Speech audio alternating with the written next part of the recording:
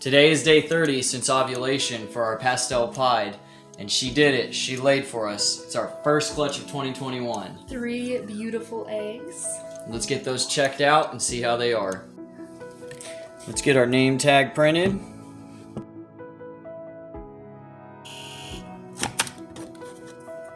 Pastel pied to pied. Get our tub. Vermiculite. Now when we first started, we would weigh this out and do a 1-to-1 ratio of vermiculite and water. But now it's pretty easy to just eyeball it.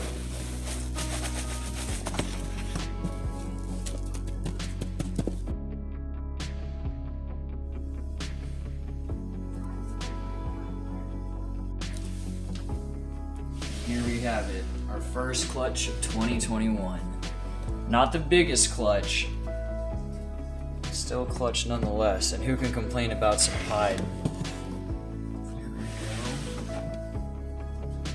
Make sure she doesn't bite me. These mamas can be very mean. Let's check her, make sure she's nice and empty. Yes, mama, very good. You guys can see how deflated and skinny they look after laying eggs. They rebound really fast and put all that weight back on. This looks like we have 3 healthy eggs here. We'll go ahead and candle them. The reason why we do this is so that we can make sure they're viable and that the embryo is not on the bottom. Yep, it looks like we got 3 healthy eggs. And you can actually see the embryo here.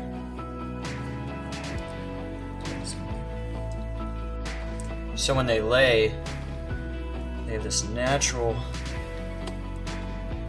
lubricant that kind of sticks the eggs together. It's stuck to the bottom of the tub as well. If you don't get to these guys quick enough, a lot of the times they'll just be stuck together until incubation is done, because you run the risk of ripping the egg entirely open. They're not like chicken eggs necessarily. They're like a leathery sack.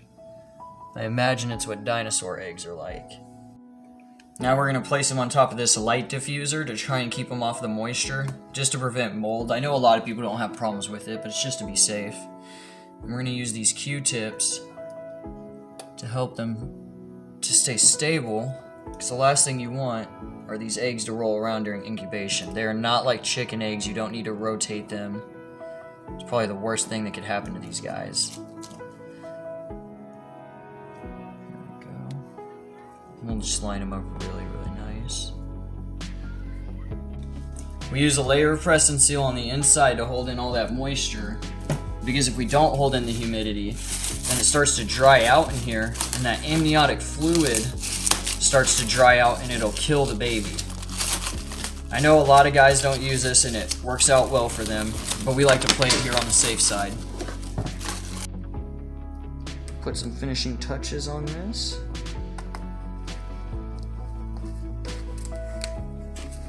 First clutch, 2021. 3 good eggs, no slugs.